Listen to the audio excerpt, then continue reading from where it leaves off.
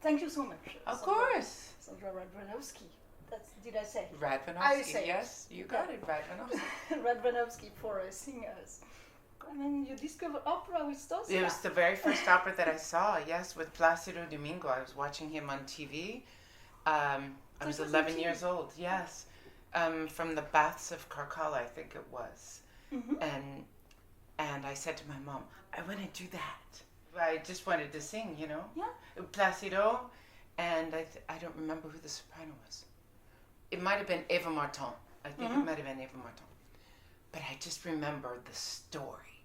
And I just remember sitting there at 11 years old, like, you know, the kid in the candy store that's like, and that was my candy store, was watching this. And I that was it. Something, no, I had already had music in my past with church choir and Karen Carpenter records and things like that. But this was my opera moment.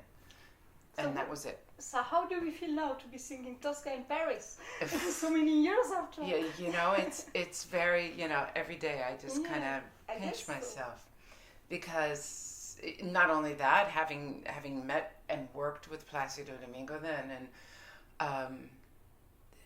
you know, my life has been so full and so rich, full of wonderful things. And Tosca really has become this role that I'm known for, and one that I always find new things with her, because it's the only role that I get to sing that's me, in a way. You know, I'm an opera singer singing an opera singer, and so she lives and breathes inside of me as a person, and that's why I think she's always changing. So as a person, would you behave like her? Because some people really don't like Tosca. I think I heard an interview of Callas, for example, who said that she didn't really like the character of Tosca. And some people really like her, so it depends really on the interpretation. Yeah, I'm not a jealous person. I never am, never have been. So that's a bit of acting in Act One. But I really am not a very religious person either. And that's why I think maybe my Tosca tends a little bit towards Act Two of really asking God, you know, where are you now in this time of need? Why have you let me down? And it's really, for me, I think of it as almost a curse to God. Yeah. In that I've given you so much of my life, and this one moment where I really need you, you're not there. So you know what? I'm done with you. And I've made it my own, you know, but not every director wants that. Not every director agrees with that. Really? Yeah. A lot of them believe that she's a very religious, and if you read the Sardou play, she was a very religious girl. But I've made it. I don't think it's that important. It's not the main part of Tosca. I mean, at least that she believed. I think it's that's a way to counterbalance the jealous things. But if you are not very jealous woman, it's not very important. But I've never killed anybody, so I don't No. know. I don't know what that feels like. You have not been in the situation. Maybe you would have in this situation. But I did talk with a lot of psychiatrists and doctors about it. Yes, because About Tosca? About killing somebody and what's the psychological effects and what's the physical effects of actually feeling a knife going they into do speak about that, yeah. And because I wanted to know I wanted to know what kind of reaction I should have. I know instinctually what I think I would do, but I've never once again stabbed anybody, thank you. So that's good news. It is good news. But honestly, I took a knife once, and this person that I was talking with, a stage director said, "Well, go take a big piece of fat, you know, take a pig and stab it and see what that feels like, because you know there's an action and a reaction that you have to have, and it sounds very silly, but." You know, a lot of times you just see Tosca stab them, you know, and you're like, oh, no. Because there's a feeling of suction in a way, you know, like of going into a flesh, but then pulling it out. I have to try. Well, try it with the pig. Don't do it with the human being. But I felt like Tosca was a role that it needed this kind of attention to detail, because it is such an iconic role, and you know, made famous by Maria Callas, my huge idol and one of my idols, and so I wanted to do it justice. Yeah. Does it change the way you sing when you feel very good when you act? I mean, is there for you physically? There's probably a freedom. Yeah. There's a freedom in my when there's a freedom in my acting. I think that there's a freedom in my singing, because that percentage of thought that you have to think about acting, if it's very natural, then you don't need that. So you can think about who she is, what she's doing, and you can be in the moment. And is it for any composer, or especially for Puccini, or is it different for Verdi or for bel canto? Bel canto is a little different for me, because my voice has always been on the larger side for singing bel canto.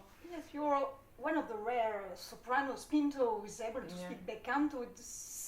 In a way, there is a lot of links between you and Callas, because there are not a lot of soprano like that who have the same path, and it's fascinating, and it's why your Norma and your Donizetti queens are so different from others. Well, it's a bigger, honestly, I know I have a bigger voice than most people who nowadays sing that repertoire. So, of course, there's a little more that I have to think about technique singing bel canto, because it really the voice has to be lined up perfectly. And especially the larger the instrument, the more you really have to think about that fine line that you're walking. And if you step over it, then you know, the line, you can hear it in the vocal line. So... Did you have to work a lot to train from, because you were a Verdi singer? Was it very difficult for you to go from Verdi to bel canto? Not very difficult, but it was a shift. Yeah, yes. And it's when I truly discovered my voice, was singing all this bel canto repertoire. You sound like Callas, I'm sorry. That's exactly what she says. And it's really funny, the similarities in our lives with her, with the divorce, and not a very nice divorce, and me not a very nice divorce, and she lost a lot of weight, you know, and I lost weight after my divorce, not on purpose, and it was only after someone mentioned it to me, and I went, oh. But I'm not done singing yet. So unlike Callas, I'm not done singing yet. And I found new love, and I'm very happy now. But yes, it is. It's just the path. Absolutely. The vocal path. Absolutely. And very interesting. And I am compared to her often. Yes, because there are not a very good bel canto singers who have this kind of approach to bel canto, and that's why it's so amazing what you're doing. Norma, especially when I show Norma to people, they're just stuck. Norma, I don't think she ever did Roberto Devereux, but that also is a very taxing role, not just vocally but physically. It's a role that took a lot of my physical energy to portray an aging woman, you know, that hunched over, but still regal and fighting that aging process. So, yeah. But I love acting. Yeah, that's why you studied it, or I did. Do you use this what you've learned? Absolutely, absolutely, yes. And it's a lot of it. I think is taking the time to listen, like in any conversation.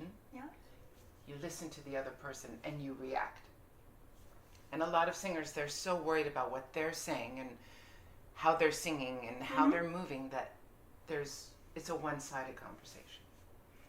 So when you act, you don't think about the singing, especially. I mean, maybe more in Puccini than in bel canto. Even in bel canto. And what is the difference between Verdi and Puccini, for example, for you? Because you have sung a lot of Verdi. Yeah. I discovered you sang Puccini, but a little more, a little less. No, except for this amazing CD that you just recorded. Yes. on stage, actually. Verdi was really my first love. Mm-hmm. I will call it that. Verdi was my first husband. And we had a very loving, very giving, fruitful relationship. But then I moved on. Mm-hmm. I took a lover, and Puccini became my lover. Really? And yeah, it's a natural. I think it's a natural progression to go from bel canto to Verdi to Puccini. Now, granted, actually, you went from Verdi to bel canto to Puccini. That's less natural. I find bel canto and Verdi very, really, yes, very tied to each other, and I find Verdi and Puccini very tied, and in ways, bel canto and Puccini as well, because if you scream Puccini, you're not going to make it through the evening. You will lose your voice, especially roles like Turandot, Tosca, the bigger... I really like your Turandot, especially because you sing it like as if you were singing Verdi. I mean, with the same line and the same pianissimi, and especially the way your Turandot is very human. I love it. Yes. For that. Well, you always so feel rare. right. You feel pity for Liu, yeah, but you don't feel pity for Turandot. And I think the beauty of Turandot is that Liu and Turandot are very similar characters because they both are living a life that they didn't particularly choose. One's being a slave, one being a princess, but neither of them, they're both confined in this lifestyle. yes, And that thread that goes through both of their lives is a man. And I find it very touching that Turandot only realizes who she is, what her life is about when Liu dies. yes. And that's why I find it so important. Actually, Liu accepts that Right. she is in love, and Turandot just doesn't want to accept it until she realizes when Liu dies. Right. And that's why I love doing Turandot, the full version, because then you can see the whole progression, the journey that Turandot Did you takes. sing on stage? Yes, quite a few. Yes. Quite I a know few. this amazing recording, but I've never seen it. Oh, yeah. And I have quite a few more coming. I have one in Munich this June and July with Zubin Mehta conducting. Great. I love Turandot. It's once again a natural progression of roles, going from Verdi, my first love, and building upon that, because I really think Puccini is Verdi just bigger in all ways, on steroids. It's just more legato, more forte, more piano, more contrast. But Verdi really knew how to write a musical vocal line. So beautiful. And the art. We can hear it in Trovatore. But Verdi is also Donizetti bigger. Right. And that's it. It's Bellini. it's Bellini, and then we have Verdi, and then we have Puccini. And I think it's a very healthy way to have a career, is to, really plan out, okay, I'll sing bel canto first, I'll do the Three Queens, then I do Norma, then I do some Verdi, early Verdi, like Traviata, then a bridge role like Louisa Miller, which is half, Traviata, half Trovatore, and then Trovatore, and then you can go into Forza del Destino, and then to the bigger Verdi, Attila, the angry Verdi women, and then you can slowly move into Puccini. They can overlap a little bit of Verdi and do some Liu and some Ionesco and Rondine, and then move into Tosca and Minnie and Turandot, and then... And then what? Are you tempted to do something else? I mean, No. maybe not Italian? Macropolis case. Really? I think there'll be a new Macropolis case in my future because of my Czech background, because I really love... You do speak Czech? Or? Enough, yes. Enough. My father was Czech, and Rusalka is really one of my favorite roles.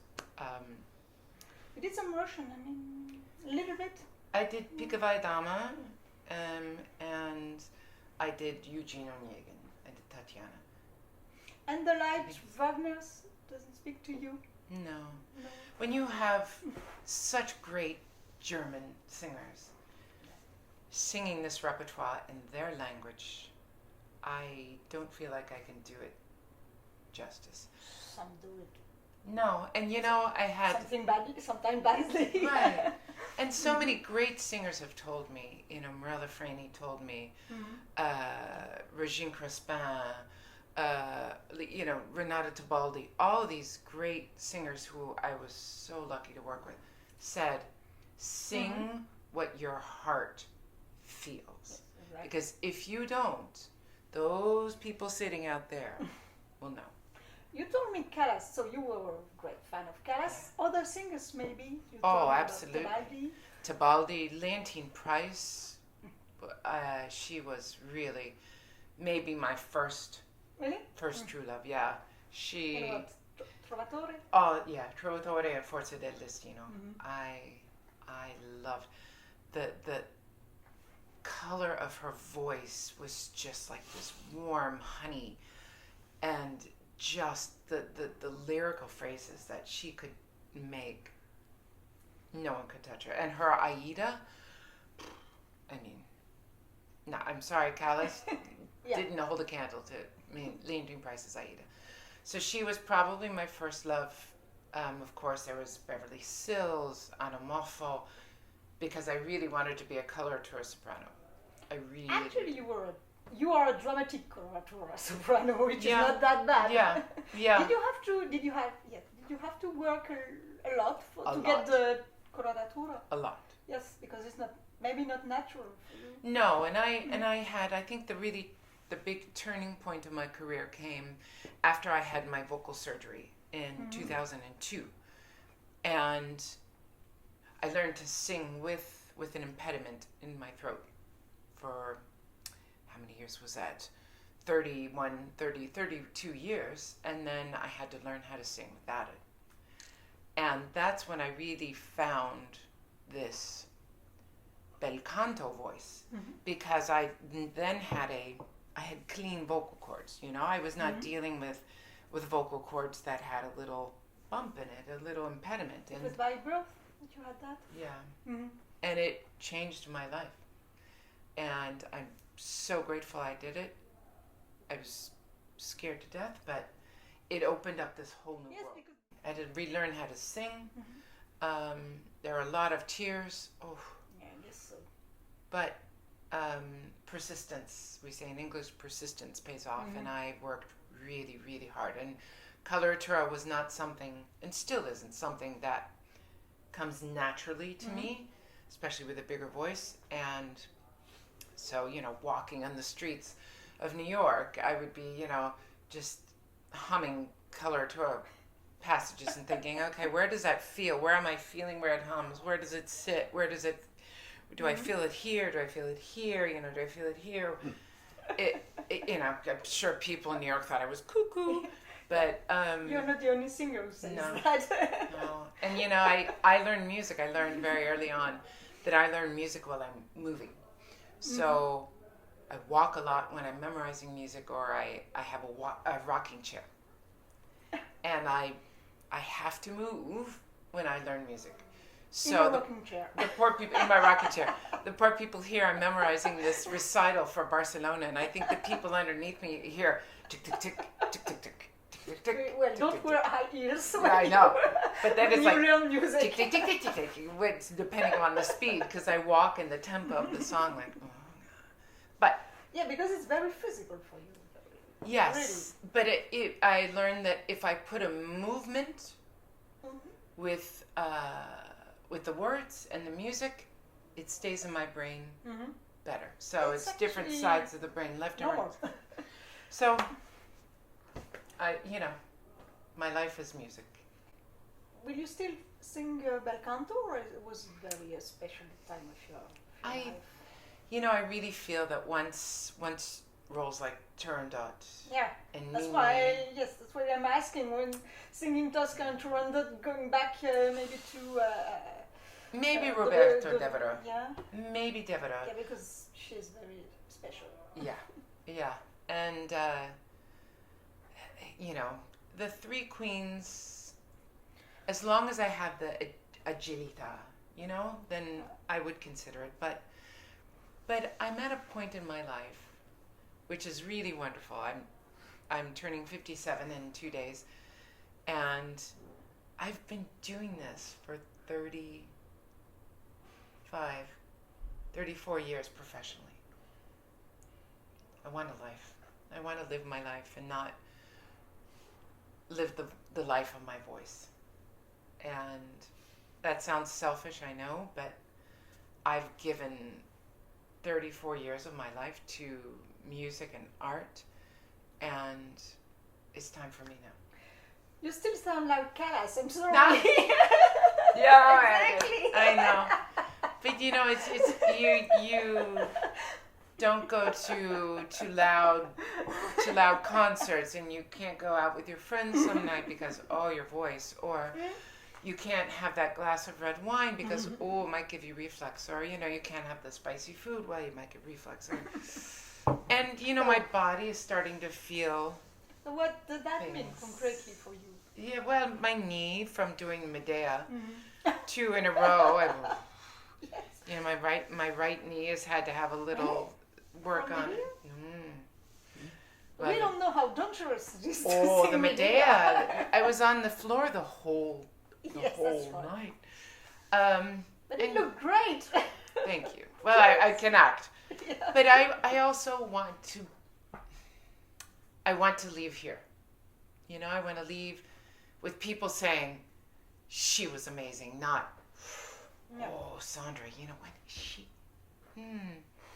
She used to be. Right, and I don't want to be that. I want people to have a good memory of me. So. But you won't stop, please. I will. I will. Yes, I have a plan. Not yet. 5 more years on stage with staged roles. Staged opera. So there'll be announcements of when my last, Trovatore will be, when my last Tosca will be, when my last blah blah blah will be. And then I'll do concerts and recitals. In 5 years, I'll be 62. And, that'll be like almost 40 years on stage. That will be 41 years.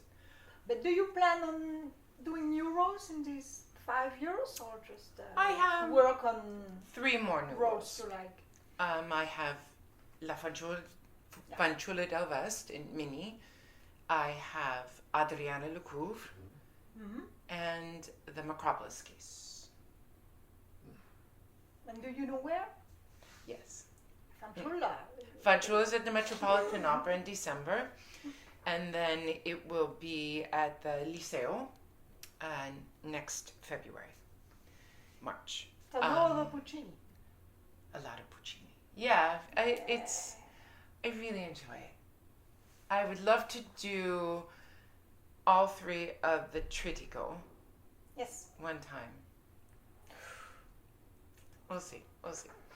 But I'm very happy. I feel like I've done everything I've wanted to do. I've said everything I wanted to say with the roles. I'm so lucky that I've been able to do all these great, interesting women and sing these beautiful operas. And now it's time for me to pass it on to the next generation. And that's my announcement. That's happening from the Lyric Opera of Chicago.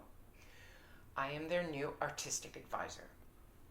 That's great. So you will advise young singers? Yes, I'm working along with the Ryan Opera Center artists as a mentor, taking all this information that's in here and that's in here.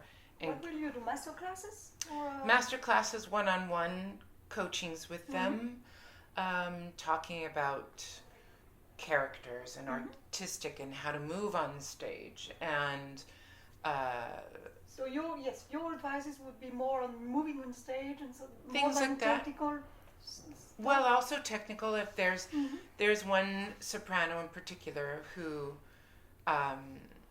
is a very similar type of voice to mine, so we spend a lot of time actually talking about technique, because I can tell her when I go for the high note, I feel blah, blah, blah, blah, blah, but working with tenors, it's very different. Very different. Is it? Very Some singers think that they can teach any kind of voice. No. I don't pretend to. Tenors are an animal, like they're from Mars. Really?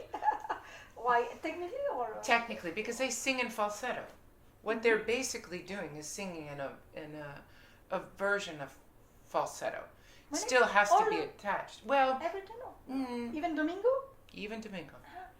It's a head voice that is modified. It's not like a countertenor, but it's a baritone. Because some light tenors do that, but I would think that lower tenors like Domingo don't do this. Or voix mix. Voix mix. I think it was for very special tenors. I mean, I think about John Osborne or singers like that. But it's a completely different technique, and I'm learning, and I'm trying to figure out, but also working with lyric opera about artistic things and hearing singers over here in Europe when I'm here, and talking about productions and all of that. And also talking about music in the brain and how it affects the brain. It's very affects the brain. Well, my mother died from Lewy body dementia, and so she was completely comatose. She was passed out, but I came to visit her last, and I put my CD on, and she woke up. Really? For like 2 minutes. There's something about music in the brain, and so you want to study that? Well, my life partner, he's brain medicine doctor, and so we'll be working together on a lot of things with music in the brain and how it affects people, and how we can help not just the people affected by brain illness or brain injury, but the people who care for them and their families, and how we can make their lives better through music. And then my new CD, Puccini, which just came out. I did a review for Diapason. Yeah, did you? Yes. I hope you liked it. I loved it. If not, I wouldn't have said it. Yeah. I loved it because it's fascinating that you recorded it on stage, especially, and in one evening. I mean, it's 3 evenings, but they were all the same. I didn't take a week to record it in the studio and put this in. It was all live, and every take is a full take. So it's a whole aria, and I think it's, if I'm not wrong, 12 arias. Something 12 like that. or 13. Yes, there is just one character missing. It's yes. Tabarro. Just one. And we couldn't find it. We didn't have any artist at Lyric Opera, any tenors on contract to do it, and we didn't have it in the budget, so we couldn't do Giorgetta. But so we considered Tridico kind of one opera. But I guess so. Yeah, that was the only one I didn't do. But I would still like to do Giorgetta. Did you enjoy doing it, or was it really, really difficult? I did enjoy it. Once you're on stage, the adrenaline takes you. But the day after, I was exhausted. Yeah. When I had my vocal surgery, I should have looked at Lucia then, when I was doing the 3 queens. Too light. No? Yeah. Lucia was one that I... Would have been interesting, but it's not. And that you regret doing. Desdemona was another one I wish I had done. In Otello. Regret doing Micaela and Rosalinda in Fledermaus. Yeah, I heard there was this problem with the Met with Rosalinda. It's not a kind of voice. It can be fun, but it's very different. I don't do funny well. I just am not funny. And Micaela would just... No, it's not for you. No, it was more like Helden Micaela. It was like, Je dis que... No, but the rest, I don't regret anything. I'm very lucky for the people I've worked with, the people I've met, the places I've sang. this year is my 25-year anniversary of singing on the Bastille stage. Which do you enjoy singing at the Bastille? I love it. Really? I love it. Some people think it's a little bit too white. I love it. Really? But I don't have a small voice, so I've been told. I love everybody who works at the Paris Opera. I love the public here in Paris. I love the city, and I've had so many important debuts here. And Ugal was the first man who hired me, and he really took a chance on me. He gave me the Faust, and then he gave me a new production on my very first contract of Trovatore, and a new production of Vapre Sicilienne. I didn't see it.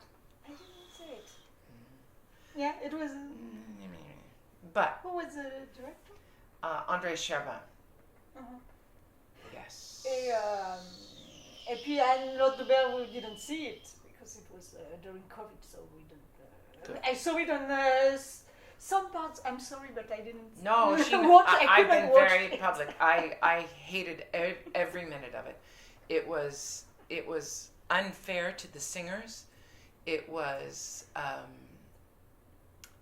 yes. It was all about the puppet, and yet Ludovic and Jonas and I were working so hard, and covered by a puppet, and it had nothing to do with the Aida. No. I heard that Jonas, he wanted to leave and then he came back. I mean, it was. We were all not. It really was a mess. It was a mess. It was a horrible. And I wish that,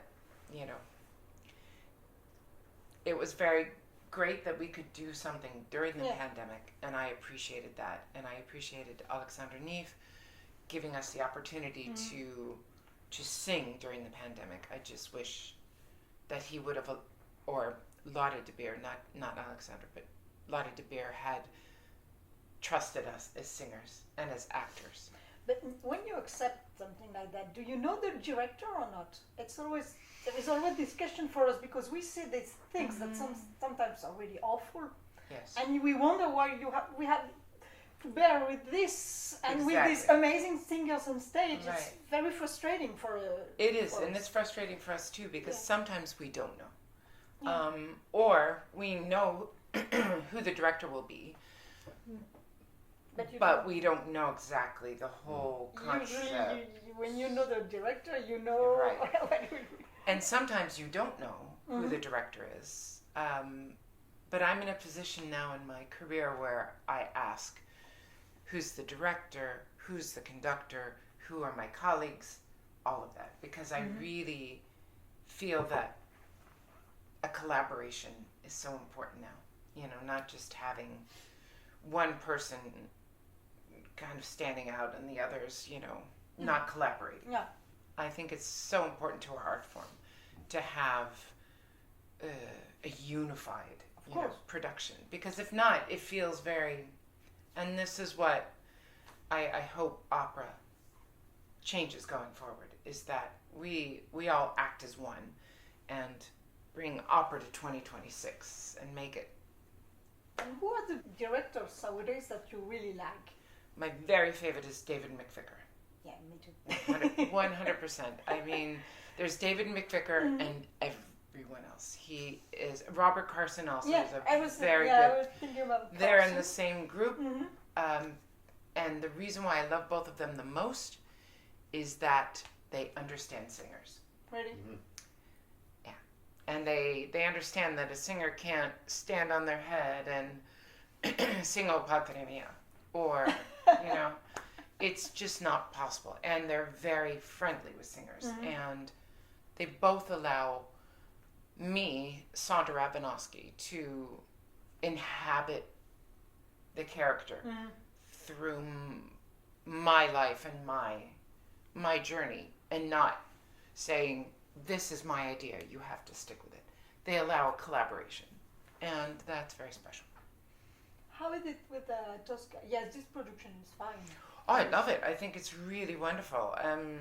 Pierre Aldi, it's just so tragic that he passed.